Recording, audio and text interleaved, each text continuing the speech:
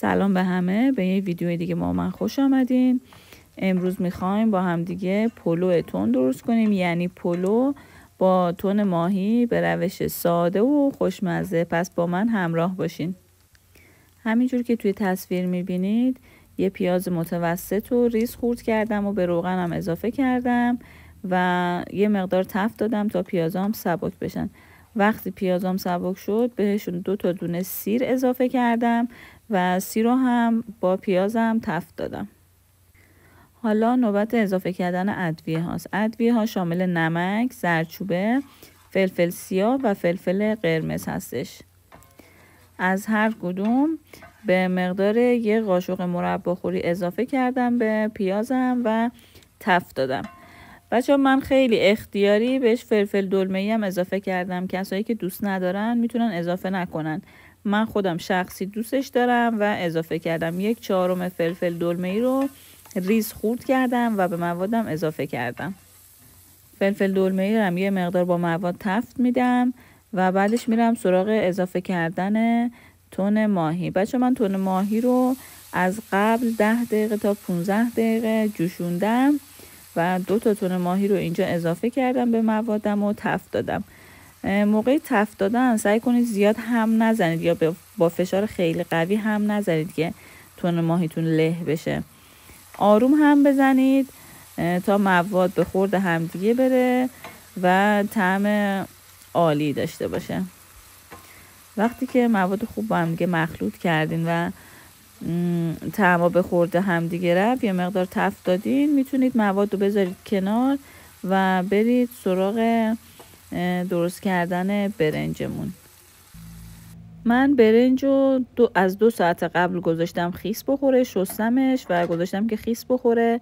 بسته به برنج خودتون دیگه خودتون میدونید که برنجاتون چی جوری هم. بعضی از برنجا احتیاج به خیس کردن ندارن، بعضی هم احتیاج به زمان بیشتری دارن که خیس بخورن. من برنجم احتیاج داشت 2 ساعت قبل خیس بخوره. برنجم که خیس خورد اضافه کردم به آب جوش و میخوام برنجم رو آب کشی کنم. دیگه اینجا بهش 2 تا قاشق غذاخوری نمکم اضافه کردم و مخلوط کردم.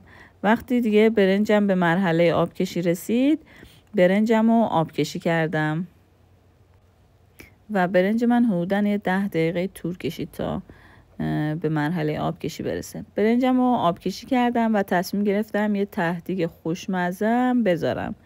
دیگه خلاصه براتون بگم که روغن اضافه کردم تا یه مقدار روغن داغ بیاد ته دیگ. بعد یه مقداری کنجد اضافه کردم به روغن یا همون کف دیگ به خاطر ته دیگ خوشمزه و 2 تا دونه سیب زمینی رو گرفتم پوست کندم و به صورت خلالی ریز کردم. همونجوری که توی تصویر میبینین سیب زمینی خلالی هم اضافه کردم و کنار هم دیگه چیندمشون. بچه من یه مقداری از برنجم رو زعفرونی کردم و ته دیگ ریختم به خاطر اینکه یه ته دیگ خوشگل داشته باشم.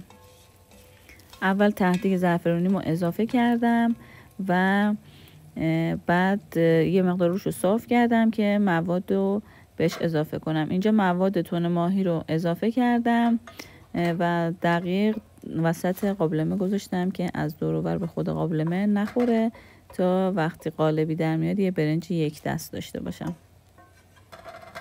بچه اینجا مواد من یه مقدار کم بود ولی اختیاریه. اگه دوست داشتین میتونید بیشتر درست کنید، اگه دوست ندارید کمتر بریزید، دیگه بسته به سلیقه خودتونه.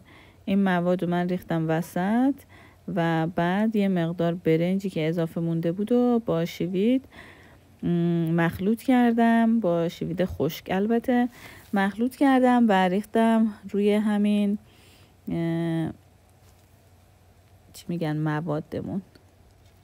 این برنج شوید دارمه، مخلوطش کردم با شوید، اضافه کردم به مواد قابلمه و روشو صاف کردم تا جایی که میتونستم و روش یه دونه دم کنی گذاشتم و دیگه درش هم گذاشتم دم بکشه. حدود 40 تا 45 دقیقه فکر میکنم طول کشید تا دم بکشه. اجاق گاز من روی حرارت 3 بود تقریبا حرارت وسط دیگه، نه زیاد نه کم. بعد گذاشتم که برنجم دم بکشه. وقتی دم کشید نتیجه رو الان بهتون نشون میدم. چه تهدیگی شد. به به بچه، اینجا یه تهدیگ خیلی ترد خوشمزه. امیدوارم که دوست داشته باشین. ما که خوردیم خیلی خوشمزه بود با یه سالاد شیرازی.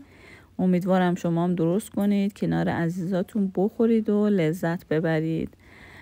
خیلی خوشحال میشم. صفحه‌مو سابسکرایب و لایک و کامنت بذارید برام. ممنون.